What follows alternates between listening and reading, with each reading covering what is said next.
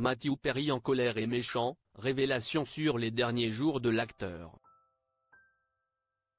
Alors que le rapport d'autopsie de Matthew Perry a révélé les causes exactes de sa mort, un ami de l'acteur s'est confié sur son état dans les jours qui ont précédé la découverte de son corps dans son jacuzzi.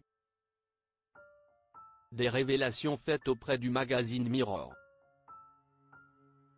1 mois et demi après la mort de Matthew Perry, le rapport d'autopsie permet d'en savoir plus sur les raisons de sa disparition à l'âge de 54 ans. Le 28 octobre dernier, l'acteur de Friends était retrouvé sans vie dans son jacuzzi par son assistant dans sa villa de Los Angeles.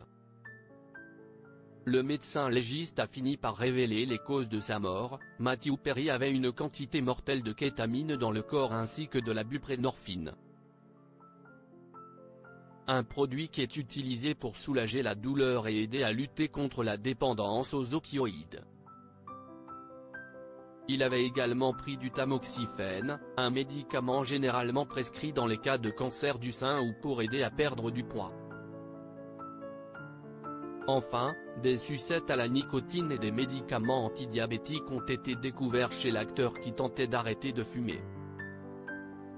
Dans ses mémoires intitulées Friends, Lovers and the Big Terrible Thing, Matthew Perry s'était confié sur ses addictions aux médicaments et à l'alcool. Il y parlait déjà de la prise de kétamine. Prendre K, c'est comme être frappé à la tête avec une pelle géante. Mais la gueule de bois est rude. La kétamine n'était pas pour moi, avait-il écrit. Dans le rapport d'autopsie, l'anesthésiste de l'acteur, le Dr Attawin, prétend que son patient n'était pas censé recevoir d'autres perfusions de kétamine, explique le Mirror.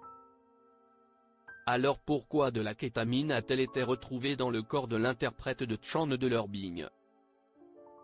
C'est toute la question. Sa partenaire de jeu dans Friends et amie Jennifer Aniston a affirmé qu'il se remettait en forme. Il était heureux, c'est tout ce que je sais.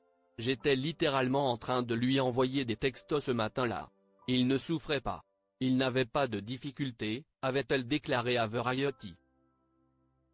Un ami de Matthew Perry se livre sur le comportement de l'acteur avant sa mort. Contrairement à Jennifer Aniston, un ami de Matthew Perry a révélé que l'acteur n'était pas dans son état normal dans les jours qui ont précédé sa mort. Il était en colère et méchant, selon ce témoin dont les propos sont retranscrits dans le rapport d'autopsie que s'est procuré le Mirror. Cet ami a expliqué que son état d'agressivité était causé par des injections de testostérone effectuées dans les semaines qui ont précédé la mort de Matthew Perry.